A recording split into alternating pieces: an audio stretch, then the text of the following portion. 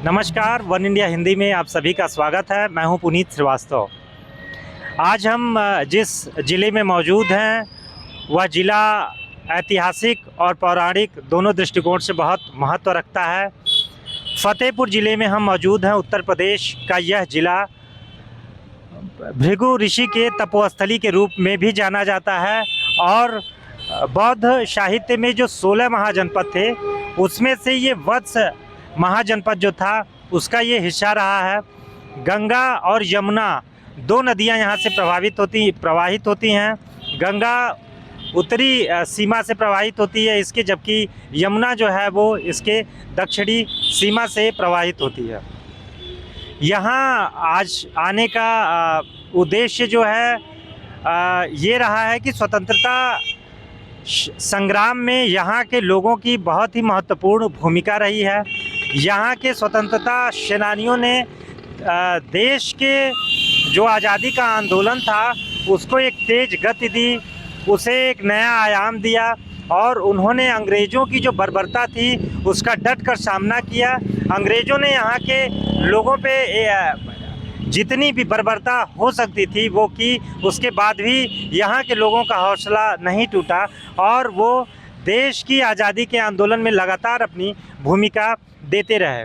इसी क्रम में फतेहपुर ज़िले से 30 से 35 किलोमीटर की दूरी पे एक कस्बा पड़ता है, खजुआ कस्बा, जो बिंदकी उपखंड में पड़ता है।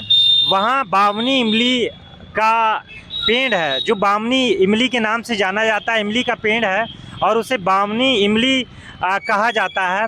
इसके पीछे एक बहुत बड़ी घटना है और ये जगह स्वतंत्रता संग्राम सेनानियों से जुड़ा हुआ है। यहाँ से 30 से 35 किलोमीटर की दूरी पे है।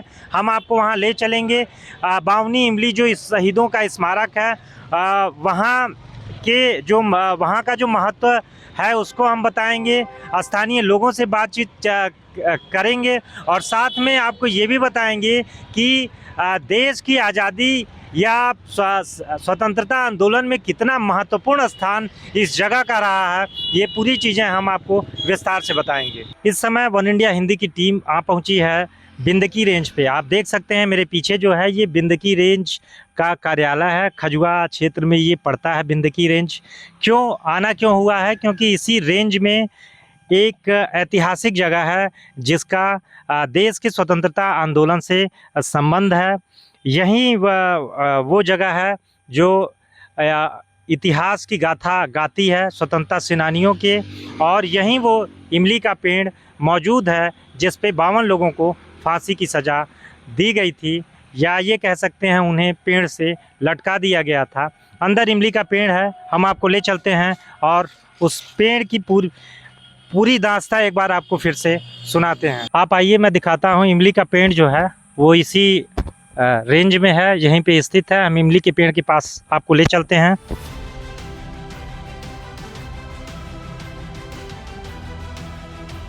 जिसने स्वतंत्रता आंदोलन में काफ़ी महत्वपूर्ण भूमिका भी निभाई है और यहाँ के जो सेनानी थे उनका बलिदान कभी भुलाया नहीं जा सकता है। तो ये आप हमारे साथ आ गए हैं और 52 इमली का पेड़ आप देख सकते हैं ये पीछे, और इतिहास की गवाह रही यह जगह, स्वतंत्रता सेनानियों की बलिदान की गवाह ये जगह, त्याग की ये जगह, और देश के आंदोलन में, स्वतंत्रता के आंदोलन में महत्वपूर्ण भूमिका रखने वाली इस पावन भूमि पे इस समय हम लोग मौजूद हैं। अंग्रेज़ों की बर्बरता इस पेड़ से जुड़ी है। देश के लिए अपना सब कुछ न्यौछावर करने वाले स्वतंत्रता सेनानियों की यादें इस पेड़ से जुड़ी हैं। यही इमली का पेड़ है जिसमें 52 स्वतंत्रता संग्राम सेनानियों को अंग्रेज़ों ने फांसी की सज़ा दी, इन्हें लटका दिया गया। इतना ही नहीं था, बर्बरता अंग्रेज़ों की ये थी कि इसमें 52 शवों को उसी तरह लटकते हुए छोड़ दिया गया और 28 अप्रैल 1858 को उनको फांसी दी गई थी और उनके शवों को इस पेड़ पे छोड़ दिया गया था। 4 जून को महाराज सिंह आते हैं और इनके जो कंकाल बचे हुए होते हैं उनको ले जाते हैं यहाँ से और उनकी अंत्येष्टि करते हैं। ये काफ़ी अंग्रेज़ों की बर्बरता की पूरी कहानी ये 52 इमली का पेड़ आप देख सकते हैं, यही 52 इमली का पेड़ है और इसी पेड़ पे जो है वो 52 स्वतंत्रता संग्राम सेनानियों को फांसी की सज़ा अंग्रेज़ों ने दी थी। ये आप जो स्तंभ देख रहे हैं, ये स्तंभ जो बना हुआ है उन स्वतंत्रता संग्राम सेनानियों की याद में भी है और उन स्वतंत्रता संग्राम सेनानियों के नाम लिखे हुए हैं। ये 3 स्तंभ आप देख रहे हैं और इन तीनों स्तंभों पे उनके नाम लिखे हैं। जैसे इस पे लिखा है बिंदा सिंह, बंसीधर, विद्यासागर, बच्चू लाल, ऐसे करके 20 लोगों के नाम इस स्तंभ पे लिखे हुए हैं और इसी तरीके से ये जो बना हुआ है स्तंभ, इस पे 20 लोगों के नाम लिखे हुए हैं। और फिर अगर आप आते हैं तो शेष जो 52 लोग रहते हैं उनके नाम इस स्तंभ पे लिखे हुए हैं। तो इस स्तंभ पे उन लोगों के नाम लिखे हैं जिन्हें इस इमली के पेड़ पे जो है वो फांसी अंग्रेज़ों द्वारा दी जाती है। तो आप उनके नाम और इस पे एक पता भी लिखा गया है, उनके पिता का भी नाम है और इस पे ग्राम भी लिखा गया है। तो कोई भी अगर यहाँ पे आता है तो इन शहीदों के बारे में पूरी जानकारी इसमें दी गई है। वीर सपूत की बात कर रहे हैं, वो वीर सपूत जोधा सिंह अटैया की आप प्रतिमा यहाँ देख सकते हैं लगी हुई है। इस प्रतिमा पे थोड़ा सा फोकस कर दीजिए, यहाँ नज़दीक थोड़ा सा आ जाइए। और ये इनकी प्रतिमा है जोधा सिंह अटैया की और इस पे इनका एक संक्षिप्त जीवन परिचय भी लिखा है और इसमें लिखा है कि इनका ग्राम अटैया रसूलपुर, तहसील खजुआ और वर्तमान तहसील जो है वो बिंदकी है, ज़िला फतेहपुर है। और इनके बारे में थोड़ा सा इसमें संक्षेप लिखा है कि भारत माता के अमर सपूत ठाकुर जोधा सिंह अटैया वर्ष 1857 के प्रथम स्वतंत्रता संग्राम के तहसील खजुआ के सैकड़ों क्रांतिकारियों को संगठित कर ब्रिटिश हुकूमत के विरुद्ध स्वाधीनता की लड़ाई लड़ी तथा क्रांतिकारियों द्वारा कर्नल पावेल को मार गिराया। ब्रिटिश फौज द्वारा सैन्य शक्ति बढ़ाकर जोधा सिंह अटैया सहित 52 क्रांतिकारियों को गिरफ्तार कर 28 अप्रैल 1858 को इसी स्थान पर इमली के पेड़ में लटकाकर फांसी दे दी गई और 3 से 4 जून 1858 की रात्रि में इन अमर शहीदों के पेड़ पर लटके हुए नर कंकालों को महाराज सिंह ग्राम पहुरने उतारकर शिवराजपुर गंगा घाट ले जाकर अर्थ विसर्जित करते हैं। तो जोधा सिंह अटैया यही हैं जिनकी हम गाथा गा रहे हैं। हम बात कर रहे थे एक ऐसे देशभक्त, एक ऐसे स्वतंत्रता सेनानी जोधा सिंह अटैया की जिन्होंने इस फतेहपुर की कह सकते हैं कि बहुत सारे लोगों को एकत्रित किया, उनमें देशभक्ति का जज्बा जगाया और अंग्रेज़ों के खिलाफ लड़ने के लिए उन्हें तैयार किया। जोधा सिंह अटैया की कई कारनामे हैं, उनमें से मैं कुछ आपको बताता हूं कि जोधा सिंह अटैया को अंग्रेज़ इतना बेसब्री से क्यों खोज रहे थे, अंग्रेज़ उनसे इतनी ज़्यादा नफ़रत क्यों करते थे। जोधा सिंह अटैया कई घटनाएं 1857 का जब वो स्वतंत्रता संग्राम शुरू होता है तभी से सक्रिय रहते हैं और तभी से देश के लिए जो है वो जन जन में एक देश की भावना जगाने का काम करते हैं। इस दौरान वो कई अंग्रेज अफसरों को, कई अंग्रेज सिपाहियों को मार डालते हैं। जैसे महमूदपुर नगर में इन्होंने, महमूदपुर एक गांव पड़ता है इस क्षेत्र में, वहाँ पे ये दरोगा और अंग्रेज़ सिपाही पे ये हमला बोलते हैं और उसे मार डालते हैं। रानी गंगा पार एक रानीपुर पुलिस चौकी है, वहाँ पे ये क्या करते हैं कि वहाँ ये जाते हैं, उस पुलिस चौकी पे हमला बोलते हैं और अंग्रेज़ों के खिलाफ बगावत करते हुए वहाँ कई सिपाहियों को ये मार देते हैं। इसके बाद से अंग्रेज़ जोधा सिंह अटैया को किसी भी कीमत पे खोज निकालने और उन्हें मारने का एक निश्चय कर लेते हैं। और इसी क्रम में जब ये सब चलता है उसी बीच 28 अप्रैल 1858 को जोधा सिंह अटैया अपने 51 साथियों के साथ इसी जगह से आप कह सकते हैं किसी के आसपास जगह से वो गुजरते हैं और उसी बीच अंग्रेज कर्नल द्वारा उन्हें मुखबिर की सूचना पे जो है गिरफ्तार किया जाता है। और गिरफ्तार करने के बाद से उन्हें सज़ा क्या मिलती है, उन 52 स्वतंत्रता जो सेनानी थे, जो देशभक्त थे, उन्हें अंग्रेज सज़ा क्या देते हैं, तो सज़ा ये मिलती है कि ये जो इमली का पेड़ है, इस इमली के पेड़ से उन 52 स्वतंत्रता संग्राम सेनानियों को लटका दिया जाता है, उन्हें फांसी दे दी जाती है। और इतना ही नहीं, अंग्रेज बर्बरता करने में कमी नहीं छोड़ते हैं, बर्बरता की जो कह सकते हैं कि वो चरम सीमा रहती है। और 52 जो स्वतंत्रता संग्राम सेनानी रहते हैं उनके शवों को इसी पेड़ पे छोड़ दिया जाता है। और लगभग 28 अप्रैल की ये घटना रहती है और 4 जून तक शव इसी पेड़ पे लटके रहते हैं, नरकंकाल हो चुके रहते हैं। यहाँ के एक महाराज सिंह आते हैं, 4 जून को वो आते हैं। उसके बाद से यहाँ से इनका जो कंकाल बचा रहता है उनको ले जाकर अंत्येष्टि करते हैं।